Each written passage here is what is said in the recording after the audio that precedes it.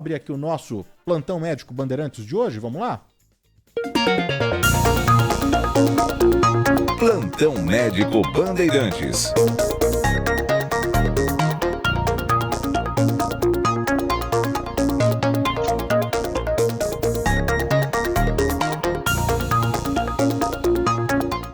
Muito bem, abrindo aqui o nosso plantão médico Bandeirantes de hoje, recebendo o nutricionista Daniel Cade. Fala, Daniel, como que você tá? Seja muito bem-vindo, prazer enorme. Bom dia, prazer enorme meu também fazer parte desse programa. Muito obrigado pelo convite. E vamos lá, vamos falar de saúde. A gente convidou o Daniel para falar no programa de hoje, como eu disse, né, sobre alimentação saudável, qualidade de vida, longevidade. Eu sei que muita gente, Daniel, você tem até mais experiência nisso, não é? Muita gente torce o nariz quando o assunto é alimentação saudável. Ah, papo chato, né? Deixa aí eu ficar com os meus torresmos e a minha cervejinha.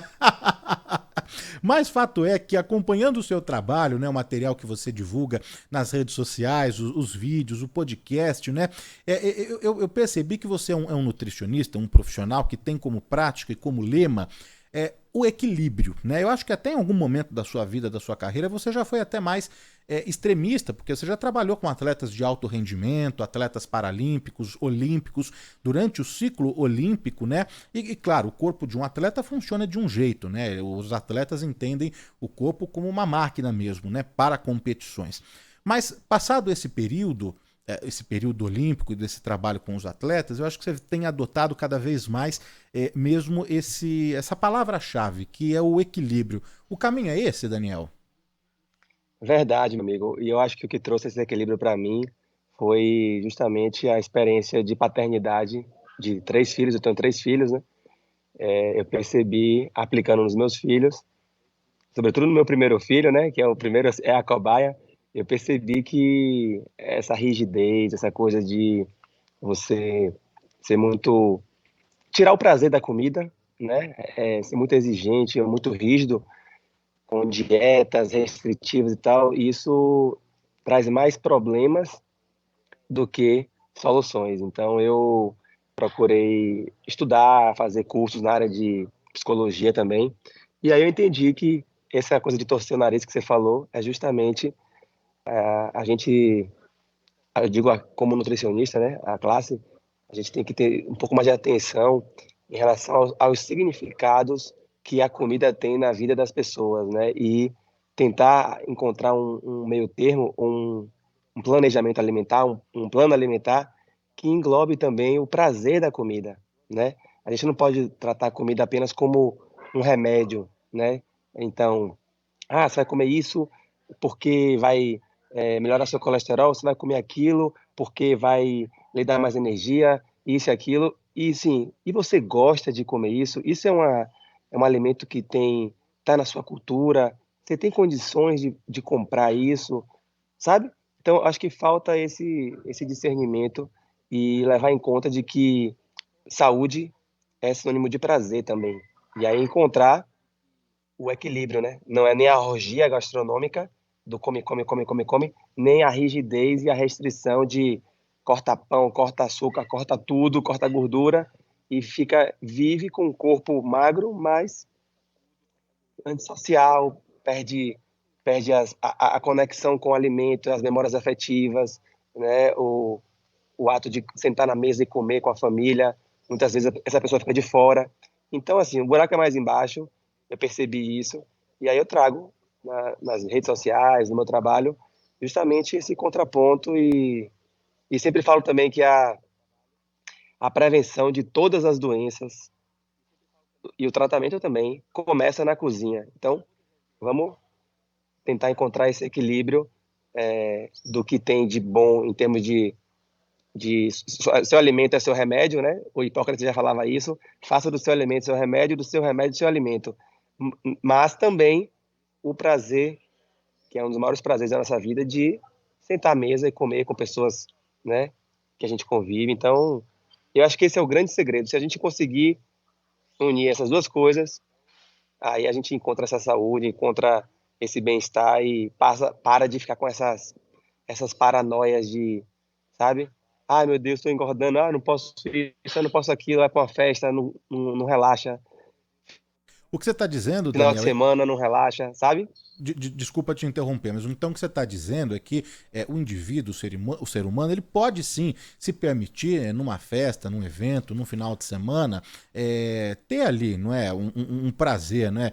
Comer uma pizza, um chocolate, um doce, tá numa festa, tá num casamento, não ficar com essas paranoias, como você colocou, não vou comer isso aqui porque isso aqui vai me engordar. Você pode sim se permitir, desde que seja tudo equilibrado, não é? Agora, eu queria entender o que é uma alimentação saudável? Quando a gente fala de saudável, o que é uma alimentação equilibrada, ou como você gosta de colocar, uma alimentação organizada? O que deveríamos consumir? Legal. Só uma pequena correção. Quando eu falei aqui do prazer de comer, né, você citou aí, então no final de semana eu vou poder ter o prazer de comer. Não, É. o prazer de comer ele pode ser diário. Você pode também desenvolver prazer em comer coisas que você não comia antes. Então, por exemplo, você pode ter o prazer de comer uma fruta, entende? O prazer de comer não está ligado apenas a, o, ao doce, ao que é tido como proibido, mas por exemplo, agora aqui eu tô na época do abacate, né? Eu tô aqui na fazenda. E aí eu, Daniel, gosto de comer a vitamina de abacate com um pouco de açúcar, leite, abacate e açúcar. Aí vamos supor que você coma isso e eu fale, não, não pode, leite é inflamatório, açúcar vai lhe matar. E aí você já não consegue, ou você não curte comer o abacate dessa forma que foi lhe apresentado lá com a sua infância. Então, eu acho que a gente tem que ter esse contraponto de, será que bota uma vitamina de abacate com leite e açúcar, pouco menos de açúcar, será que isso vai fazer tão mal assim a ele? Não, vamos lá, vamos ver aqui de que forma que a gente pode organizar, porque a alimentação saudável, então voltando para sua pergunta, não é falar dos alimentos isoladamente, é o contexto. A alimentação ela deve ser julgada baseada num contexto. Então, num dia de alimentação, você tem alimentos ali que vão, de repente, muito nutritivos, que vão compensar a presença de um alimento que não é tão nutritivo, como um açúcar de mesa, né? Como, sei lá, uma, uma, a farinha, né? E tal. Então, uma alimentação saudável, o que é que ela é? Ela deve ser uma alimentação baseada mais em comida de verdade. Quando eu falo comida de verdade, eu estou falando de alimentos naturais. Não estou falando de alimentos empacotados, enlatados. Quanto mais lata, pote de vidro, caixinha, saco plástico tiver no lixo da sua casa, maior é o consumo de alimentos industrializados, ultraprocessados, que são os alimentos que a gente encontra no mercado, que são cheios de açúcar, sal e gordura, né? Essa combinação, muito açúcar, muito sal, muita gordura e poucas vitaminas. É um alimento que é pasteurizado e tal. Não que a gente tenha também que abominar, não é trazer aqui a coisa de monstrinho e vilão, não existe isso. Mas, assim, tentar reduzir o consumo desses alimentos que são práticos, que são rápidos, e tentar consumir os alimentos mais in natura. Por exemplo, eu falo assim, vamos descascar mais e desembalar menos. Então, você pode comer a batata, né? Você pode comprar batata, cebola, aquela parte de hortifruti que tem no mercado, né? Que é o essencial, que tem ali as verduras, os legumes, aí tem também ovos, carne, frango, peixe, né? Um pouco de grão também não vai ter nenhum problema na sua vida, o arroz, o feijão nosso de cada dia. Mas quando a gente vai para biscoitinho recheado, bolinho pronto, salgadinho, pizza congelada, lasanha congelada, e aí quando você começa a ir para essa linha, né, de pegar um alimento pronto, é aí que a gente começa a se perder. E a população, de acordo com as últimas pesquisas do censo, a gente percebe que o brasileiro está deixando de comer arroz e feijão, nosso velho arroz e feijão, para comer comida industrializada, para comer macarrão instantâneo, para comer comidas prontas, né, que a gente chama de ultraprocessados. Então, uma alimentação saudável, eu sei que tem uma discussão enorme sobre isso, eu daria para falar 10 horas sobre isso aqui, fica muita gente falando assim, ser uma alimentação vegetariana, os outros falam, não, tem que ser carnívora. Eu, Daniel, acho que aí de novo é o equilíbrio. Eu acho importante a presença de produtos de origem animal, frango, carne, peixe, óbvio, de boa procedência, em pequenas quantidades, não como a gente foi educado a comer, aquela porçãozona de carne todo dia. E também não acho que a gente deva comer só vegetais. Então, é o equilíbrio entre, óbvio, a maior parte da alimentação baseada em vegetais, né, de preferência alimentos in natura. Aquele alimento in natura é aquele alimento que você compra que não tem embalagem, que não tem marca, Sim. que você pesa, né? É a batata, é o tomate, é a beterraba, a cenoura, enfim. Você pegar esse alimento, a maior parte da sua dieta seja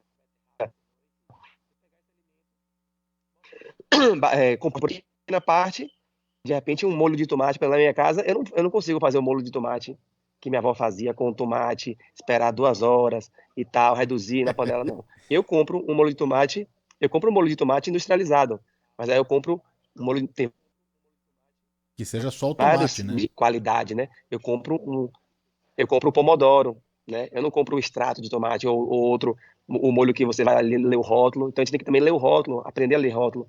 Eu ensino isso. Eu tenho milhares de alunos hoje em dia na internet, né? Eu tenho um programa online chamado Missão Possível, onde eu ensino esse beabá, sabe? Como se fosse uma alfabetização. Mas é isso que você pratica então e coloca nos cursos, né? É isso que você está dividindo também com a nossa audiência, né? Os vegetais, os legumes, mas também o carboidrato, a proteína, mas tudo de uma forma equilibrada, não é? Eu queria saber o seguinte, Daniel, quando a pessoa passa a ter uma alimentação mais organizada, de fato, né? Buscando, como a gente está falando aqui, a gente está batendo muito na tecla do equilíbrio, né? Então, ter uma refeição equilibrada, organizada, com carboidrato, com proteína, com vegetais, com legumes, enfim, quando você consegue organizar essa refeição, essa alimentação, o que acontece no corpo, no organismo, a curto, médio e longo prazo? Legal, boa pergunta. O nosso corpo, ele reage no sentido da saúde. Então, primeiro vem a saúde, depois vem o emagrecimento, né? Então, se você tiver precisando emagrecer, tiver com excesso de peso, você vai começar a desinchar, você vai começar a eliminar líquidos, né? Porque a gente acaba também retendo muito líquido. Você vai começar a ter mais disposição, mais energia. Você vai começar a ter um intestino funcionando melhor, né? Ou seja, você vai começar a eliminar mais as toxinas. Você vai começar a ter um melhor humor, vai melhorando o corpo inteiro, entende? Seu cabelo vai melhorar, sua pele, né, o viço da pele, você começa a se sentir melhor e também aparentar, né, esteticamente falando, você vai começar a aparentar ter mais saúde.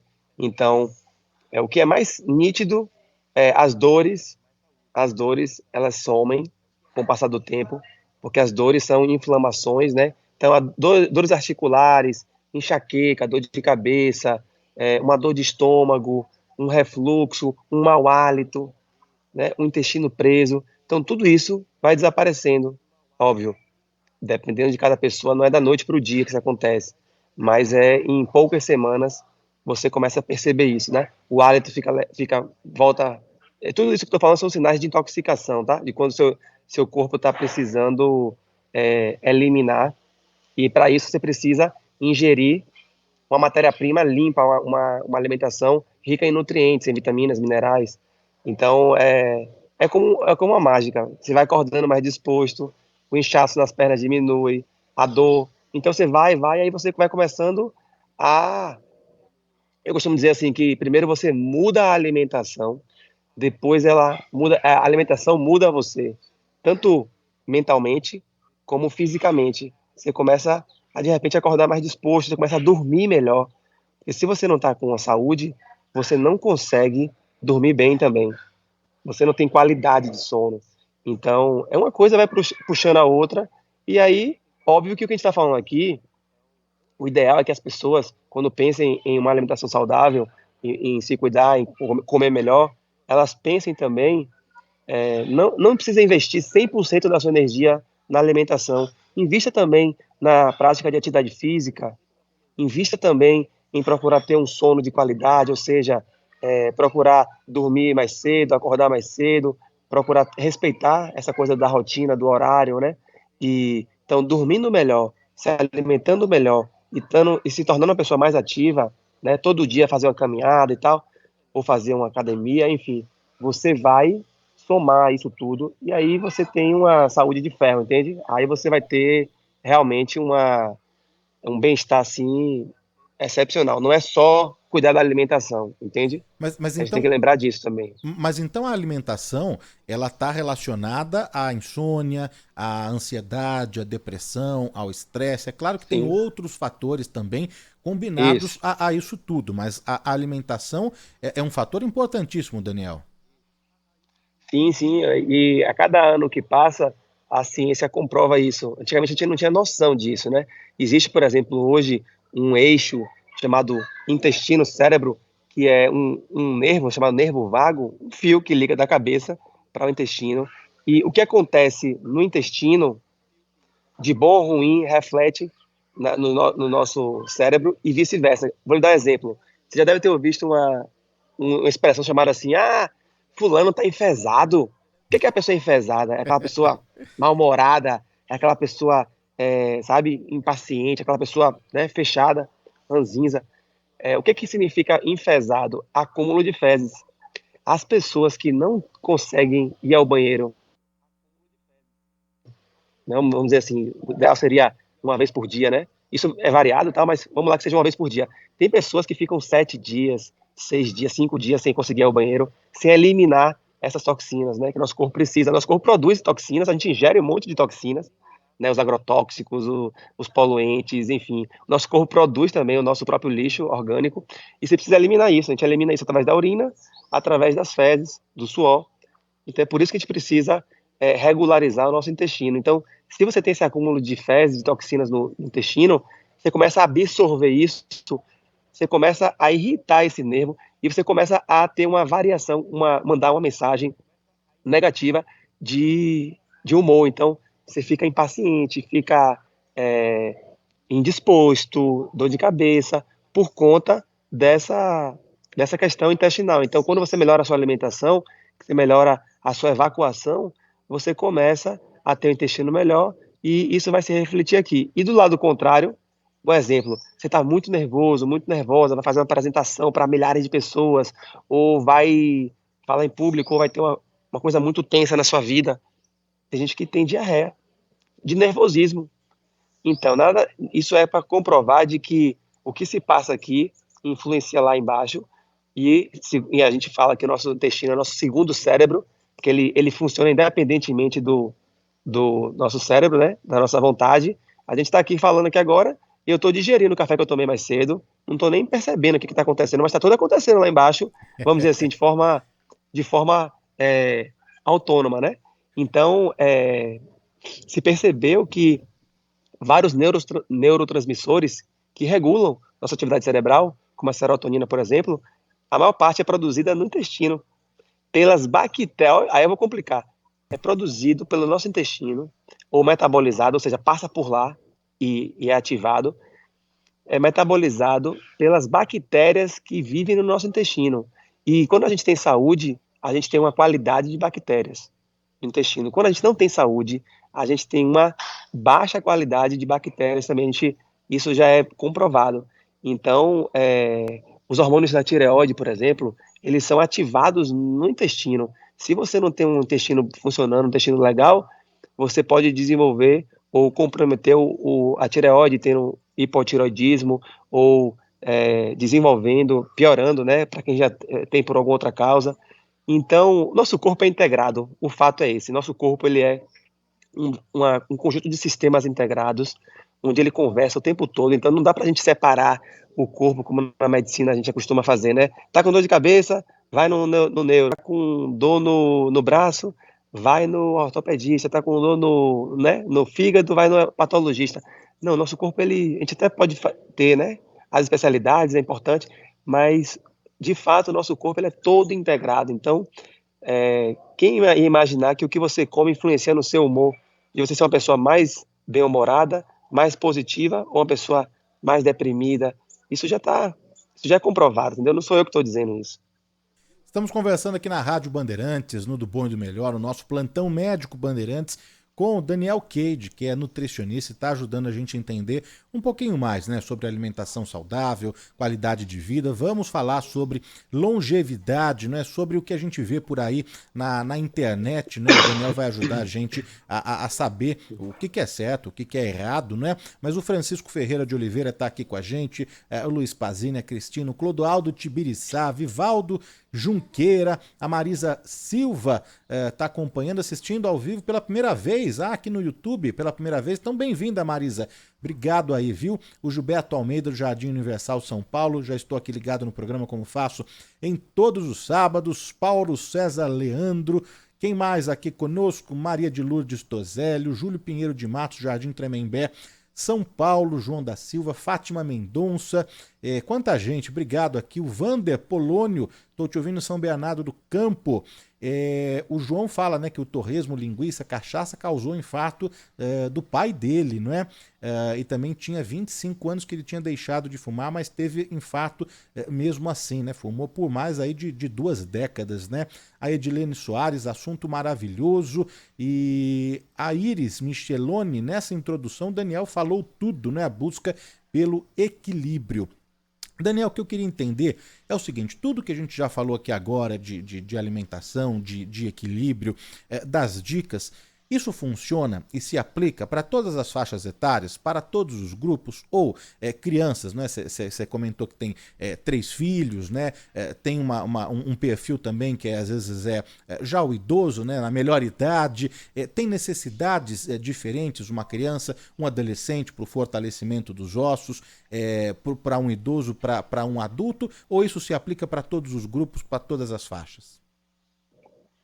Legal, boa pergunta. Olha só, em termos de necessidades, cada ciclo da vida tem uma necessidade diferente, né? Então, a necessidade de cálcio, por exemplo, de uma criança é muito maior do que de um adulto, um idoso. Então, cada faixa etária vai ter uma necessidade de nutrientes. Mas o que a gente está falando aqui, a gente está indo além do nutriente, né? A gente está falando da parte comportamental. Por exemplo, quando tem um almoço de domingo em casa, se sentam na mesa, ou pelo menos deveria sentar, isso infelizmente é uma coisa que está se acabando, essas relações de família, né? Mas se senta na mesa o avô, o idoso, se senta na mesa a avó, né, que é idosa também, o pai, que é adulto, meia idade, vamos dizer assim, no meu caso, a criança, o adolescente, todos podem desfrutar de uma alimentação saudável. Não deve ter eu não acredito nisso, de ter na mesa a comida da criança, né? A gente até vê isso no Menu Kids. O que é Isso. Menu Kids? Menu Kids é um monte de macarrão, um monte de batata frita, hambúrguer. Tudo bem, não estamos aqui falando do certo e errado, do proibido, do mocinho e vilão. A gente pode comer isso em um contexto, mas por que a criança, quando você vai nos lugares, só se come macarrão, batata frita? Por que a criança não pode comer? Por exemplo, meus filhos, eles comem batata frita, comem macarrão, mas eles comem também salada, eles comem também vegetais, verduras, eles comem arroz, feijão, entende? Então, na hora que a gente senta na mesa, eu acho que a alimentação saudável ela deve ser uma alimentação da família, em grupo. Óbvio que assim a gente faz aqui em casa, por exemplo, são várias preferências, né? A do adolescente, do meu filho Marcelo, das meninas. Então, por exemplo, tem um dia que tem uma lasanha, porque é uma coisa que eu vou fazer para agradar o meu filho, É. né? Ele. Aí no outro dia já tem um purê de aipim, de mandioca, macaxeira, como queira chamar, né? Que é uma coisa que minha outra filha gosta. Aí ela já se sente também, vamos dizer assim, privilegiada. Aí no outro dia já tem a carne moída, que é uma coisa que minha outra filha gosta, entende? Então, na semana a gente faz baseado em uma comida de verdade, baseado em alimentos naturais, né? A gente faz da forma mais natural possível, não usamos esses caldos prontos, esses temperos prontos, tipo glutamato monossódio, não, a gente usa alho, cebola, sal, tomate, pimentão, às vezes, enfim, tempera, usa azeite de oliva, a gente faz uma comida caseira, né, vamos dizer assim. E aí a gente faz um cardápio, organiza um cardápio, eu e minha esposa, em casa, de forma que durante a semana todo mundo seja contemplado e a gente faz questão de pelo menos uma vez, eu não estou nem falando de ser como era antigamente, né? Eu sou da época que eu esperava meu pai para almoçar, eu tomava café com meus pais, almoçava e jantava. Hoje, isso é desafiador, né? É quase um luxo.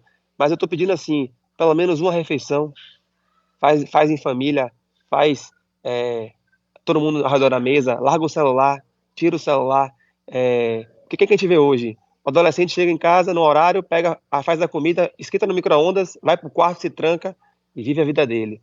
A criança, muitas vezes, come a comida, uma outra comida, que é essa coisa, batata frita, macarrão, né, tudo que é coisa mole.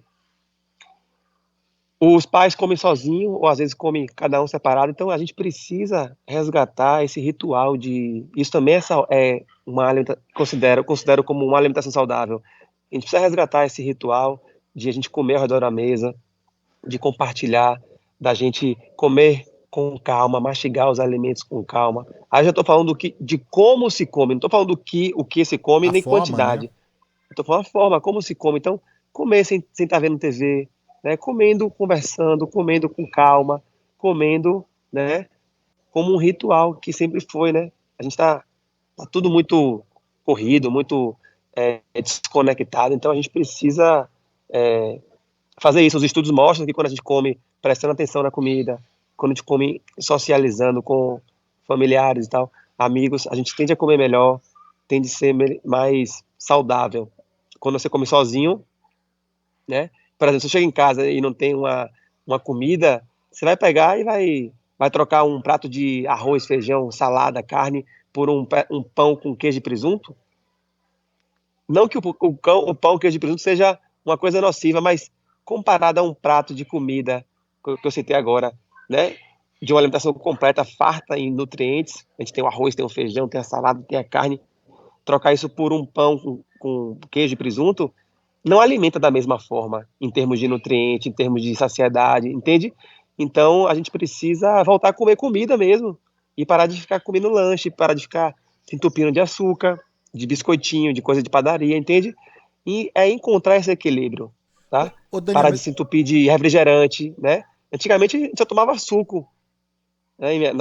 Antigamente era água e suco feito da fruta. Hoje você tem milhares de opções de suco de caixa.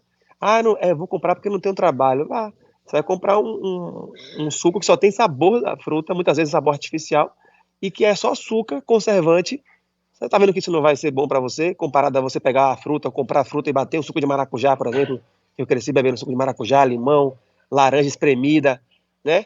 Então, essa coisa desse caminho do natural para o industrializado, ultraprocessado, isso está adoecendo ô a Daniel, gente, né? Lentamente está adoecendo a gente. aproveitando que a gente está falando sobre isso, sobre o que comer e a forma, né, como a gente come, tem muitas dúvidas aqui dos nossos ouvintes, né? O André de Itanhaém, ele pergunta o que o Daniel acha de ovo todos os dias, né? Porque vira e mexe na internet, aparece a moda da vez, né? Então tem É, gente que já falou que o ovo era prejudicial, agora o ovo faz bem, muitos ovos por dia, todos os dias. Queria agora começar a discutir algumas coisas que aparecem aí na internet. Então, começando atendendo aqui o nosso ouvinte, o André, sobre o ovo, Daniel. legal. Ó, a internet é um lugar maravilhoso. Agora, se você não souber navegar, não souber em quem confiar, você vai ficar perdido, porque existe hoje uma coisa chamada terrorismo nutricional, que é essa coisa, né, de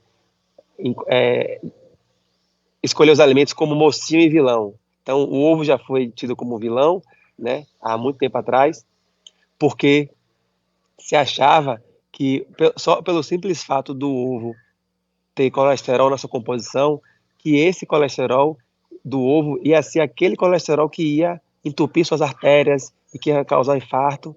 Hoje já se sabe primeiro já se sabe que a gente ignorou uma série de outros nutrientes além do colesterol, que em pequenas quantidades, em doses adequadas, é um nutriente importante. O colesterol ele é matéria-prima para você fazer os hormônios do nosso corpo, só para quem não sabe. Então, se ignorou isso e se fez uma análise muito de forma isolada e muito reducionista. Então, hoje já se sabe que o colesterol que está no ovo, ele não é o maior responsável por aquele aumento de colesterol que está no seu sangue, que dá lá no exame de sangue, quando você vai no cardiologista. Esse colesterol alto, ele primeiro está ligado muito ao consumo de açúcar, de excesso de carboidrato, de farinha, né? Excesso de pão, massa, bolo, biscoito, açúcar, e também está ligado ao sedentarismo. Então, assim, é um contexto que a gente deve avaliar. O ovo é um alimento extremamente nutritivo, quase todos os nutrientes para gerar uma vida estão dentro de um ovo, né? Tanto é que sai dali um pintinho. Então, agora, a diferença do veneno para o remédio é a quantidade. Paracelso já dizia isso. Ah, então ovo é bom, eu vou comer 15 ovos por dia. Não, não vai comer 15 ovos por dia, porque aí você já tá excedendo a quantidade. Então, o que é que eu diria que seria uma quantidade de ovo adequada? E eu como ovos todos os dias, tá? Eu, por exemplo, eu como 2 ovos no café da manhã, eu como ovo cozido, eventualmente eu como ele frito com a manteiguinha, assim, no sábado de manhã, eu gosto de comer. A gente sabe que comer ele cozido é mais saudável do que ele frito ali com a manteiga, né? Mas eventualmente não tem nenhum problema, né? Voltamos ao equilíbrio aqui. E como o ovo também na salada no almoço, geralmente eu como um ovo cozido. Então, entre 2 e no máximo 4 ovos por dia, eu vejo como uma quantidade razoável para 99% das pessoas que estão nos assistindo aqui. No mínimo um, né? E no máximo 4, eu acho que é. E aí você quer ser mais saudável possível, faz ele cozido. Ah, Daniel, cozido eu não gosto, não curto. Então faz ele mexido. E aí ou você não usa a gordura, né, no caso a manteiga ou azeite de oliva, você pode fazer ele mexido com um pouquinho de água, ou você pode fazer ele com um pouquinho só de manteiga, só uma besteirinha de manteiga mesmo, não margarina.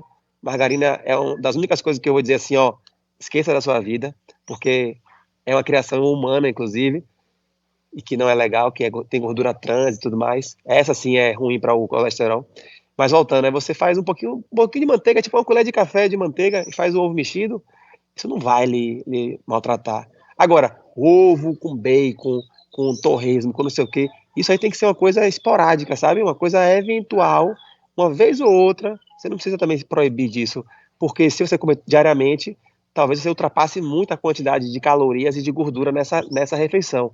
E aí também vale a pena pensar o que esse ovo está sendo acompanhado. Eu, por exemplo, comer um pedaço de um ovo com raízes, com a batata doce, com o aipim, que é uma coisa muito aqui forte no Nordeste, é 1000 vezes melhor do que comer o ovo frito com o pão. Repare que eu estou comparando uma coisa com a outra. Não estou falando que comer o ovo frito com pão vai lhe matar, não é isso. Mas, será que tem uma forma mais saudável de comer o ovo? E aí eu estou te dizendo que é comer o ovo com as raízes. Porque essa combinação é mais nutritiva, mais equilibrada do que o pão. Então o que é que eu, Daniel, faço? Eu faço os dois. Eu como de segunda a quinta, sexta, o ovo com a raiz no café da manhã, ou com cuscuz. Cuscuz também é uma opção melhor até, intermediária, né? Então seria raiz com ovo, o ideal, o melhor de tudo. O cuscuz com ovo, intermediário. E por último, o pão com ovo. De novo, eu estou falando por questão de combinação de nutrientes. E aí eu chego no sábado de manhã, eu acordo no sábado, pego aquele pãozinho francês quentinho, e aí eu frito o ovo na manteiga e como meu pão com ovo, e tá tudo certo. Eu continuo com o meu mesmo peso aqui, continuo saudável, continuo, né? Depois eu vou fazer minha atividade física, e a vida é isso, entendeu? Uma compensação. Ô Daniel, ainda falando sobre a internet, o que aparece por aí, além do ovo que você já explicou, tem a questão do jejum intermitente, não é? Tem médicos, tem nutricionistas, nutrólogos, enfim, profissionais que falam que você deve comer ali de 3 em 3 horas, fazer pequenas refeições ao longo do dia. Não comer muito, mas comer sempre, né? Várias refeições ao longo do dia. Aí tem a questão do jejum intermitente, que também me parece que é a moda da vez, né? Você sabe que ontem eu entrevistei, você deve conhecer, a chefe Morena Leite. Ela tem o restaurante Capim Santo, tem uma pousada, um restaurante lá em Trancoso. Legal, já fui lá. Essa entrevista nem foi ao ar ainda, Daniel, mas ela falou o seguinte, que ela, Morena, funciona bem com o jejum, né? Ela disse que é no jejum que ela produz mais, que é mais criativa, e quando ela come muito, ela se sente muito pesada, preguiçosa, até para o organismo fazer toda a digestão, né? O que você poderia falar, primeiro, sobre essa questão de comer sempre, mas comer pouco ao longo do dia, fracionado, se isso procede, se isso é legal, e também com relação ao jejum intermitente? Boa pergunta, olha só. Eu costumo dizer que o jejum é para todos, mas nem todos são para o jejum. Essa é uma decisão muito pessoal, porque envolve uma série de coisas. Nem todo mundo tem uma vida. Nem para todo mundo é tão prático assim parar o trabalho e comer. Então, às vezes, o jejum ele acaba sendo também uma comodidade, né? Para quem. Por exemplo, eu tinha um paciente, eu nunca me esqueci desse caso, que ele era médico e operava, as cirurgias dele duravam 10, 12 horas. E ele falava: Poxa, Daniel, é tão difícil para mim parar e comer, eu não sinto fome. E eu fiquei um bom tempo forçando ele, influenciando ele para que ele parasse e comesse. E eu percebi que depois de um tempo, que o melhor para ele, né, e ele que apontou, era realmente fazer o jejum. Não há nenhum problema em fazer o jejum. A gente só deve entender o seguinte: o jejum também tem efeitos colaterais. Se você faz o jejum pensando em emagrecer, ele pode ser uma fonte de ansiedade muito grande, de estresse, pode desencadear até algum transtorno alimentar em você, porque a pessoa que está comendo o dia inteiro, a pessoa que é compulsiva, por exemplo, que come o tempo todo, que come sem sentir fome, tá boca nervosa, beliscando, e você fala para ela para fazer jejum, ela vai ficar contando ansiosamente o tempo passar para falar assim: meu Deus, que horas que eu vou poder comer? E aí quando ela come, ela não está nem preocupada no que ela come, na qualidade do que ela come, está preocupada só em tipo comer ou não comer, ou ficar tanto tempo sem comer e comer. Então, eu desafio as pessoas a falar assim, a pensar assim: que tal a gente primeiro, antes de pensar ou não em fazer o jejum? E eu acho que toda experiência na nossa vida é válida, né? Cada um aqui pode experimentar, tire suas conclusões, óbvio, de preferência com acompanhamento de um médico, né? Sobretudo se alguém aqui tem alguma doença, se alguém, por exemplo, tem diabetes, vai ter algum problema de glicemia se for fazer jejum sem um acompanhamento de um médico. Então, experimente e veja, ninguém conhece o seu corpo mais do que você mesmo. Eu, Daniel, faço jejum às vezes, em algumas situações, por necessidade, assim, tipo, poxa, eu não vou conseguir parar para poder almoçar ou comer, e isso na manhã, né? Pela manhã só, que eu tolero o jejum pela manhã, eu não acordo com muita fome, mas eu não consigo ficar sem almoçar, por exemplo. Se eu não almoçar, eu fico mal, não consigo raciocinar. Então, cada caso é um caso, tá? E as pessoas devem olhar o lado bom e o lado ruim. E então, assim, antes de fazer jejum, que tal a gente aprender a comer? Porque se você faz jejum e quando vai comer, você se entope de fast food, de comida não nutritiva, você vai emagrecer de forma não saudável, não vai ter os nutrientes, você vai perder muita massa muscular, vai ficar abatido, vai adoecer, entendeu? Vai ficar uma pessoa magra, sem saúde, que é o que a gente mais vê hoje em dia, né? Essa coisa desses Ozempic da vida, esses remédios para poder tirar fome. A gente vê pessoas magras, todas desequilibradas em termos de nutriente, em termos de hormônio, em termos de metabolismo, em termos de massa muscular, pessoas depauperadas, pessoas que estão magras e não conseguem se sustentar em pé, pessoas que não têm energia, são magros que não têm energia, não têm vitalidade. Você olha pra pessoa, se a pessoa tá com aquela cara assim, tipo, tô aqui, tô vivo, mas, sabe? Então, você entende quanta coisa a gente tem que pensar, né? Não é tão simples assim. Agora, quem tá afim de performar, tanto fisicamente quanto mentalmente, com certeza vai encontrar o tempo ideal do seu jejum e vai sentir isso na pele, porque de fato uma coisa ocorre, quando a gente come, quando a gente está de barriga cheia, a gente, a nível cerebral, a gente não tem o nosso pico de performance. Quando a gente está com a barriga vazia, não estou falando vazia de zero, é vazia, quando está com a barriga com pouco alimento, né, ou praticamente vazia, a Acho que deu uma gente tende a ter mais. Voltou. Isso é fato. Isso eu. Voltou? Então, assim, quando a gente tem. Tinha dado uma rateada aqui, É, Daniel, mas estamos te ouvindo. Tá, desculpa. É que a conexão aqui não está tão boa na fazenda. Mas vamos lá. Então, assim, de fato, a nível cerebral, de foco, performance cerebral, o jejum, ele. Eu já testei isso em mim, tá? e leio muito, né? Porque o que está falando aqui é a nível de pesquisa, não é o meu achismo, não é o que acontece comigo. Você tem um maior foco, uma maior performance mental. Agora, se você faz o jejum e fica se sentindo fraco, fica se sentindo cansado, só fica pensando em comer o tempo todo, esse jejum não está fazendo bem a você, entende? Então, tem que saber, para cada caso, é interessante, não é? Da mesma forma que comer de 3 em 3 horas pode ser muito bom para um atleta, por exemplo, que está o tempo todo na atividade física, se exercitando, como pode ser péssimo para uma pessoa que é compulsiva. A pessoa que é compulsiva, que quando começa a comer não para de comer, come compulsivamente, essa pessoa ela tem muita dificuldade de quando ela vê a comida, quando encontra a comida, ela saber a hora de parar. E aí você fala para uma pessoa dessa, coma de 3 em 3 horas, para ela isso vai ser muito ruim, entendeu? Ao invés de fazer bem, vai fazer mal. Porque ela justamente precisa encontrar esse equilíbrio do tipo, não, ó, o que é fome, o que é ansiedade, o que é fome emocional, né? Precisa entender o que é fome, o que é saciedade, quando é que eu devo parar, né? Precisa conectar com o corpo, conversar com o corpo, falar assim, o que é que meu corpo sinaliza para mim? Como é que ele sinaliza dizendo assim, ó, pare de comer, agora já tá bom, já foi o suficiente. A gente precisa confiar no nosso corpo ele é muito sábio e a gente está o quê? Hoje em dia prestando muita atenção no que é externo. Então, assim, Daniel falou que eu tenho que comer 4 ovos. Aí a pessoa vai comer 4 ovos. Só que no segundo ovo o corpo está dizendo assim, ó, já estou saciado. Aí a pessoa come 4 e fica empanzinada. Aí fica se sentindo mal. Pô, não tá vendo que não, não tá certo isso, né?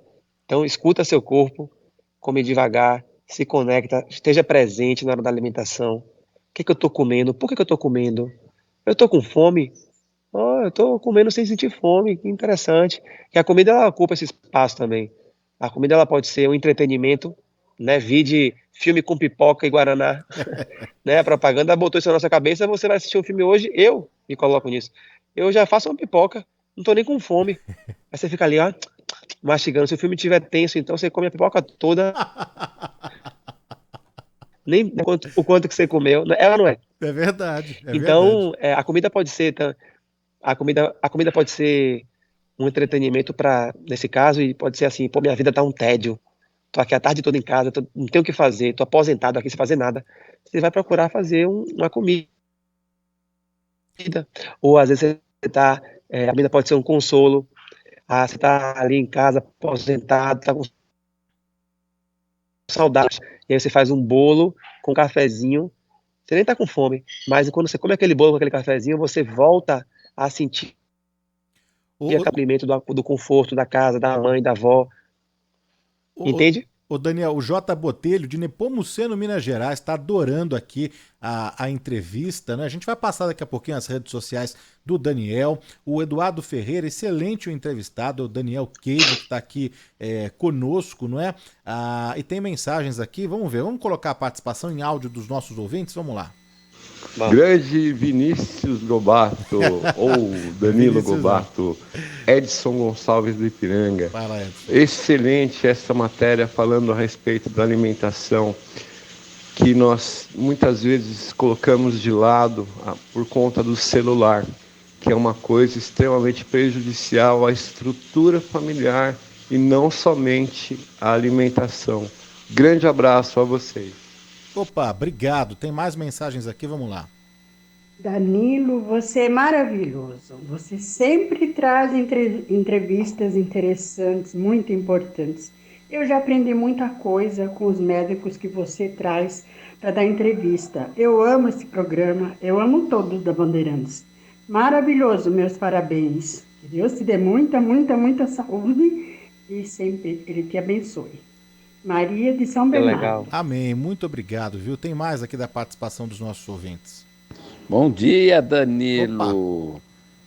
Eu sou representante farmacêutico, visito um médico no Einstein. Ele até salvou a vida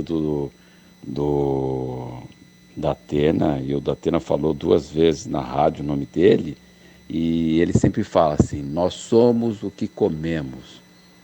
A alimentação é muito importante para nós. Intestino é o segundo cérebro. Evandro Lamolha, aqui de Jandira.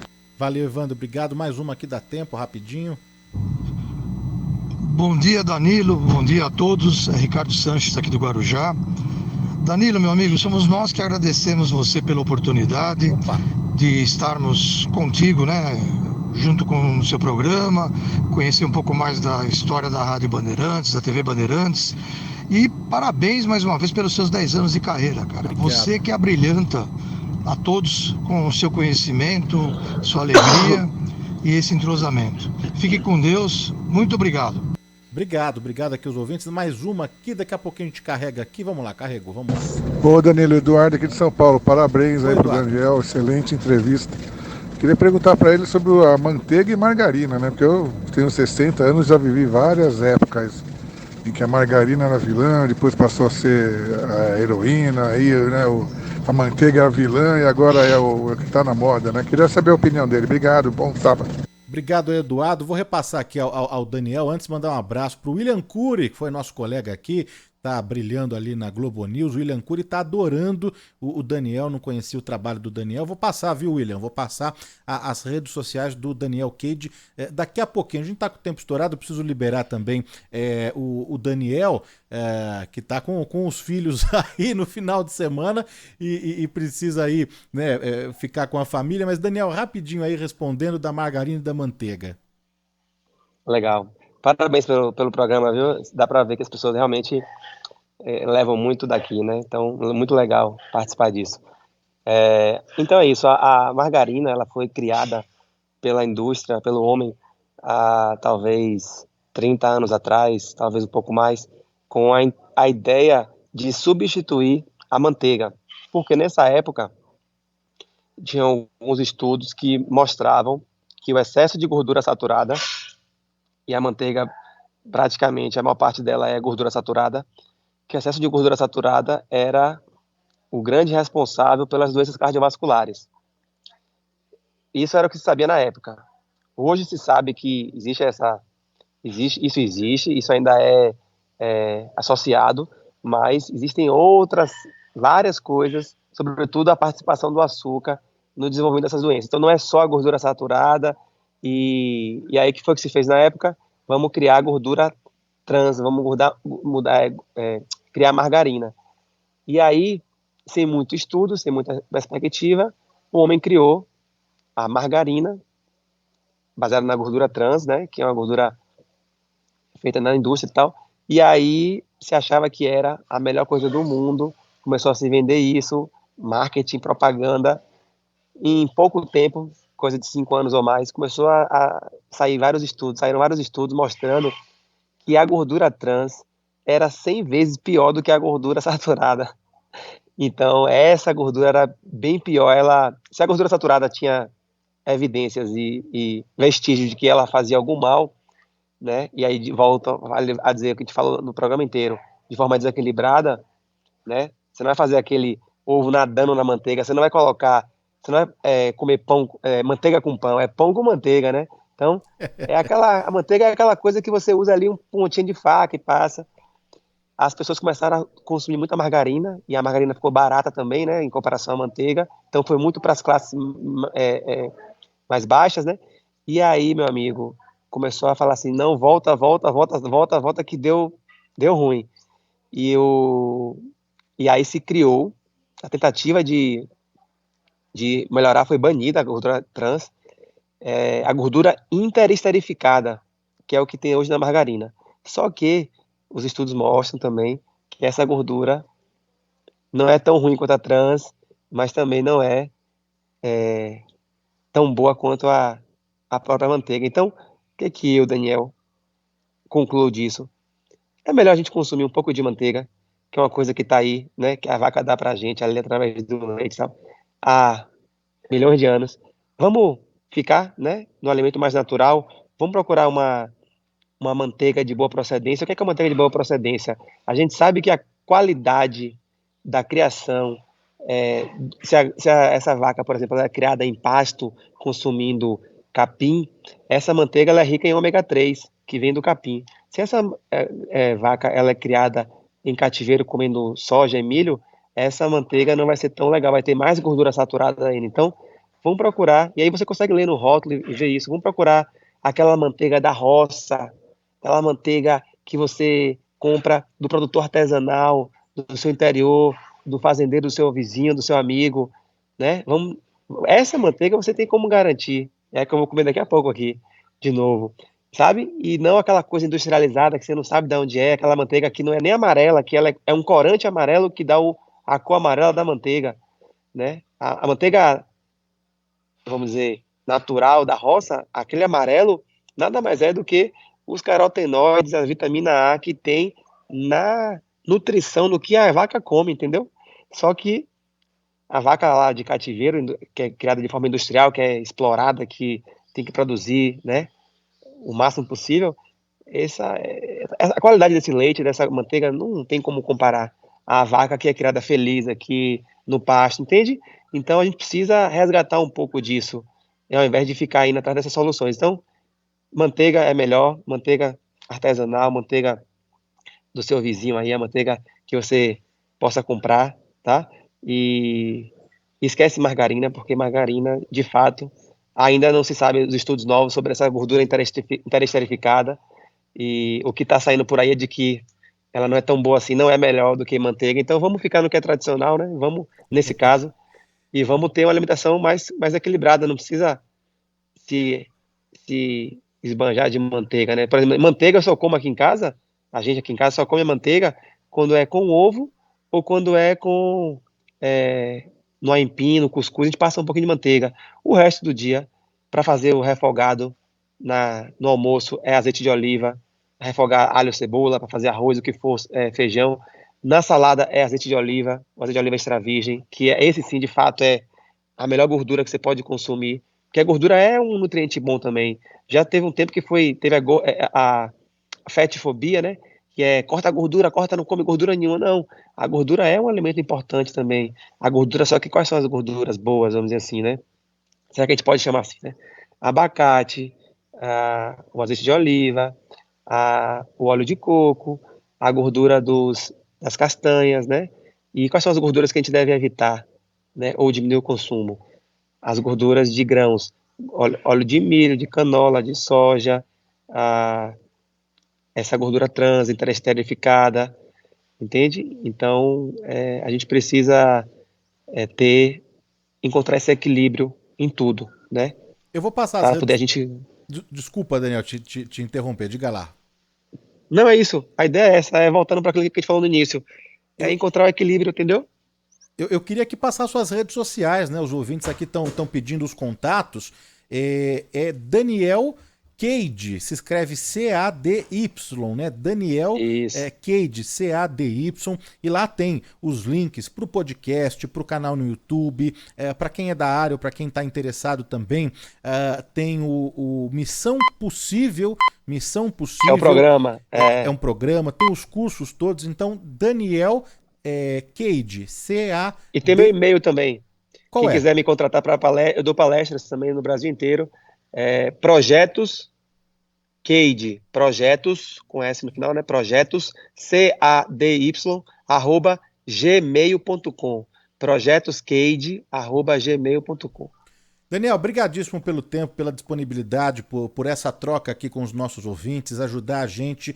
Muita gente, né, entende como um assunto chato, né, falar de alimentação, mas a gente aqui ao longo de uma hora conseguiu entender que o equilíbrio é tudo, e você fala de um jeito muito fácil, né, sem tabu, sem extremismo, e aí o ouvinte pode continuar trocando com o Daniel nas redes sociais. Um abração pra família, viu? Tô esperando o Marcelo aqui um dia, porque ele toca demais, viu, Daniel? Uau, meu amigo. Obrigado, viu, pela sua gentileza, pelo espaço aqui. A todos os ouvintes aí, um grande abraço. Vamos cuidar da nossa alimentação, vamos viver mais com saúde, e é isso que importa. Um abraço, conte comigo aí, viu? Um abraço grande, brigadíssimo, um bom fim de semana. Tchau, tchau. Conversamos aqui no nosso Plantão Médico Bandeirantes com o Daniel Cady, que é nutricionista. A gente vai para um rapidíssimo intervalo, mas